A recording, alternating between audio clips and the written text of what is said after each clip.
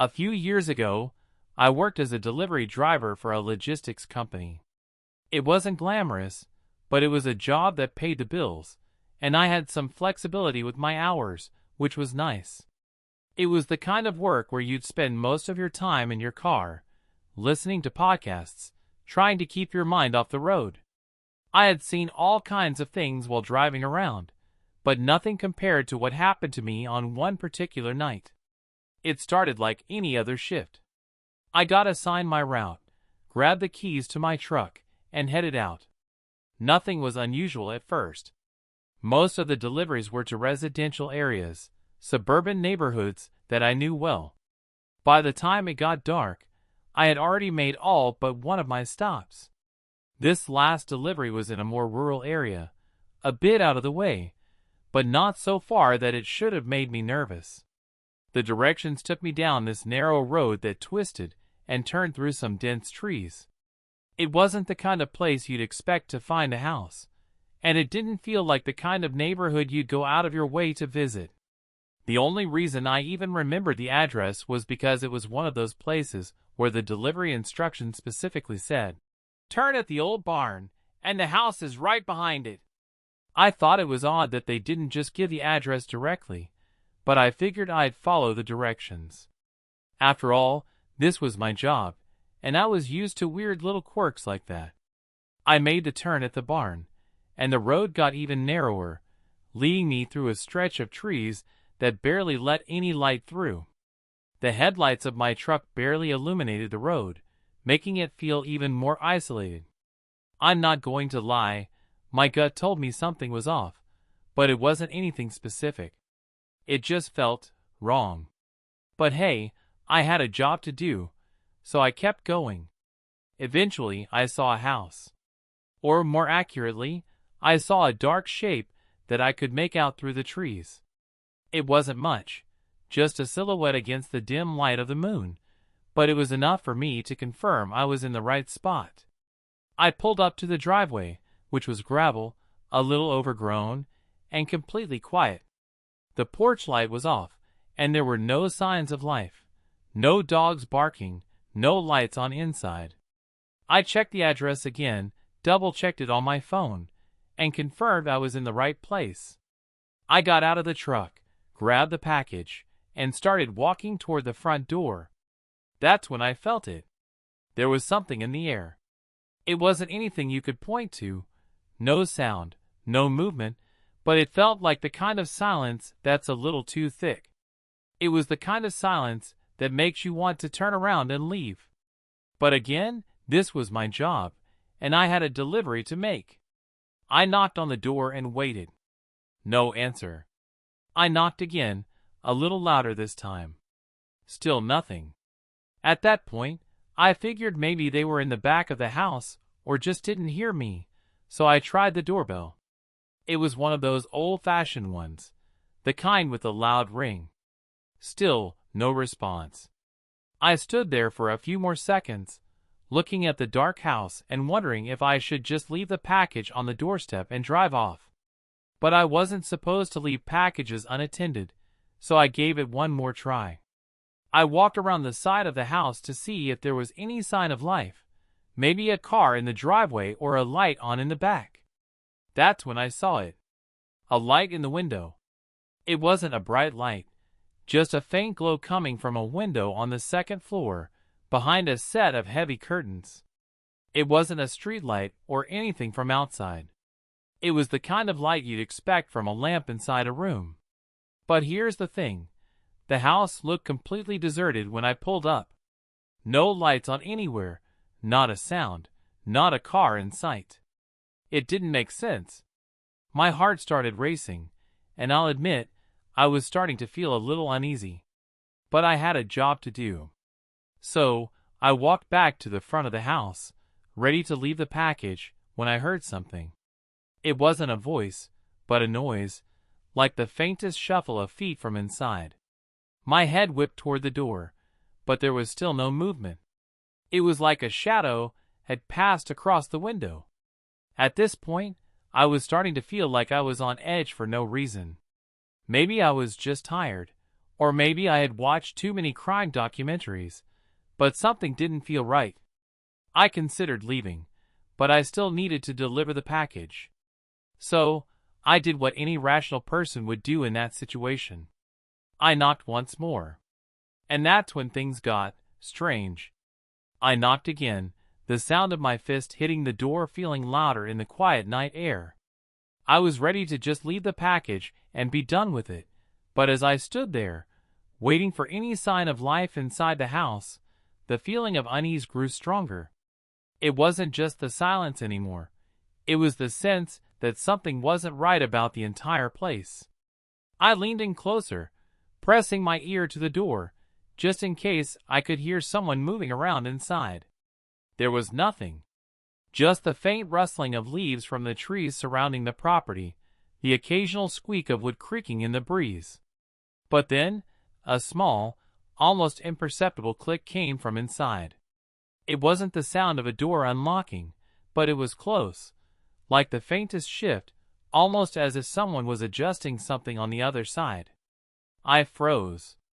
I couldn't shake the feeling that someone was in there, watching me, but not answering the door. My mind started racing, trying to rationalize everything.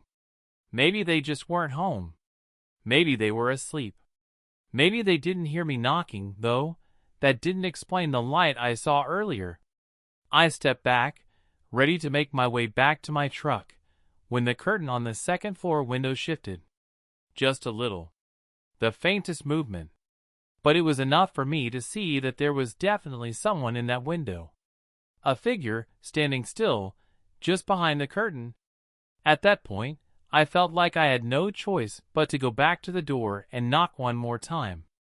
I told myself that I had to at least confirm someone was home before I left, especially since it wasn't safe to leave a package unattended on a doorstep in the middle of nowhere.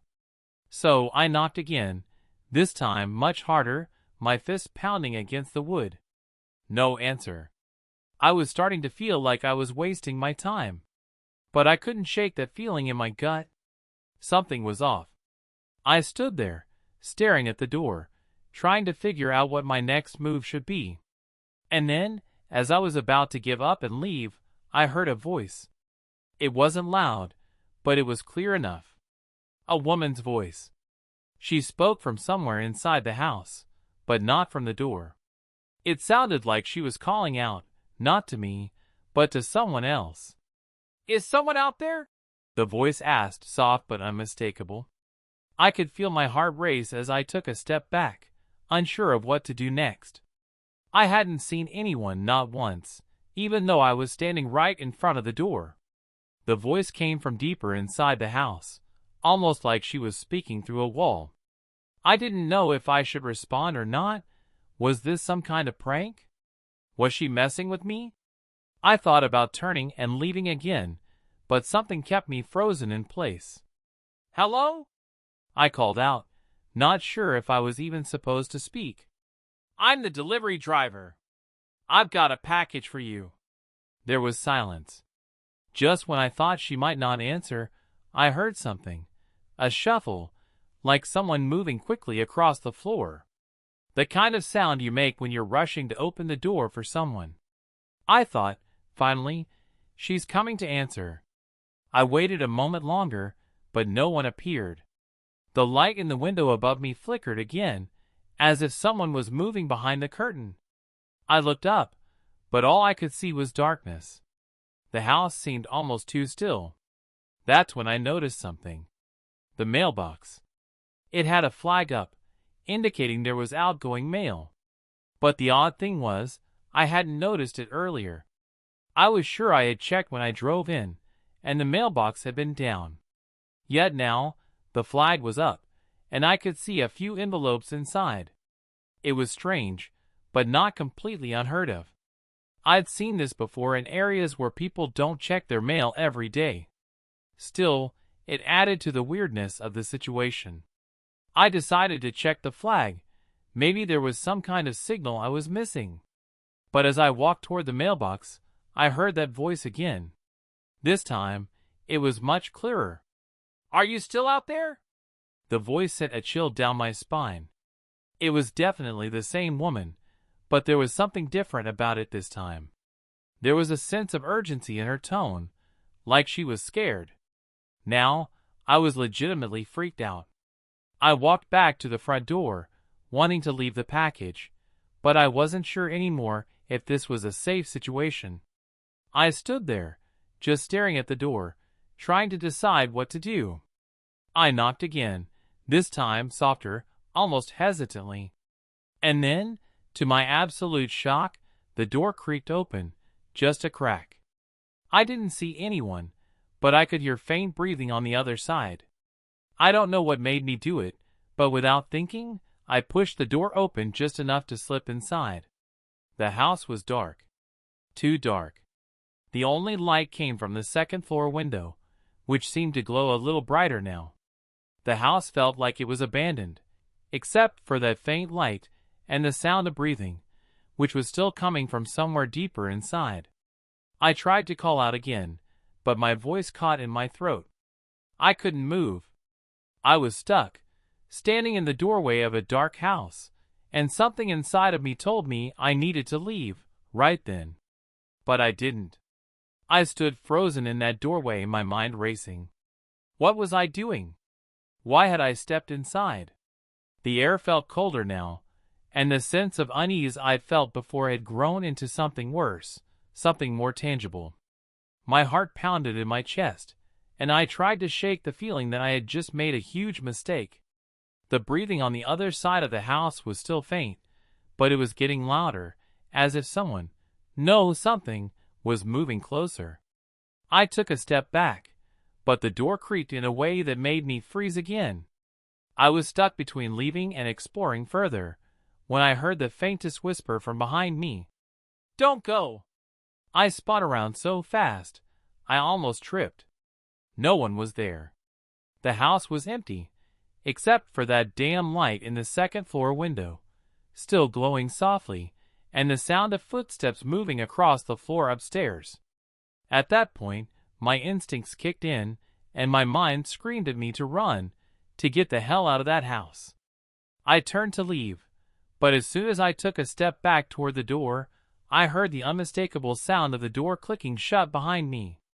I spun around again, the hairs on the back of my neck standing up. I could feel a presence behind me, as if someone, or something, was in the house with me, just out of sight, waiting. My breath quickened. The door. I had to get to the door. I scrambled toward the front door, but as I reached for the handle, I froze. The lock had clicked from the inside. I was trapped. Panic surged through me, and I whipped around, looking for an escape. The room was silent now, eerily so, but the sense that I wasn't alone remained. It felt like the walls themselves were pressing in on me, like the house was alive. The light upstairs flickered again, brighter now. It was calling me. My pulse was racing, and I felt lightheaded as I searched the dark room for anything that could explain what was going on. I grabbed my phone, but the signal was gone. No bars. I wasn't even surprised. It was the kind of place that felt like it shouldn't exist in the world of cell service. With a shaky hand, I turned back to the stairs leading up to the second floor. I knew I couldn't stay here. This place was wrong. But the footsteps from upstairs grew louder again, as if someone was coming down the stairs to meet me. I needed to make a decision, but all I could think about was getting out of that house. As I turned to head toward the back of the house, I saw a figure. Just for a split second, I thought it was a shadow, but it wasn't. It was a person. Tall, slim, standing at the end of the hallway, partially obscured by the dark. I gasped and backed away. "Who's there?" My voice cracked. But the figure didn't move. It just stood there, perfectly still, staring at me. I couldn't breathe. I had no idea who this person was. I had no idea how they had gotten in here. I was paralyzed with fear, the world spinning around me. Then the figure spoke, its voice cold and emotionless. "Leave the package." I blinked, unsure if I had heard it right. Was it her? The woman who had been calling out earlier? Or was it someone else entirely? I looked at the package in my hands, the very reason I was here, and something inside me snapped. It was just a delivery. Just a job. Nothing more. I dropped it, letting it hit the floor with a soft thud. I turned to leave, this time for good. But the moment my hand touched the door handle, it opened from the outside. I blinked. It was as if the door had been waiting for me to turn it. I pushed the door open, and to my shock, the porch light outside was now on. I could see the gravel driveway clearly. The night was still quiet, but it was different now. The air felt lighter, less suffocating. I didn't think. I just ran. I didn't care to look back, didn't care to check if I was being followed. I sprinted to my truck, threw myself inside, and slammed the door shut. My hand shook as I started the engine, and I floored the gas pedal, speeding down the narrow driveway, past the barn, and onto the main road. I didn't stop driving until I reached the nearest gas station, where I pulled into the parking lot, still trying to catch my breath. I sat there for a long while, heart still hammering in my chest, wondering what in the world had just happened. It wasn't until the next day that I realized I hadn't even gotten the woman's name. The package was still in my truck, completely untouched. I hadn't delivered it. And yet, there was no way I could go back. I couldn't explain what I had felt in that house, or why it had affected me so much. I haven't told anyone about that night, at least, not until now. But the thing that still haunts me to this day is the fact that I never saw the woman. I heard her voice, yes. I felt her presence, definitely. But I never saw her face. There was no sign of her, no trace. Nothing. It's as if she and the house just vanished. The next time I drove by that place, the barn was gone. No house. No gravel driveway. Just empty land. I don't know if I imagined it all. I don't know what happened. But all I know is, I'll never go near that road again.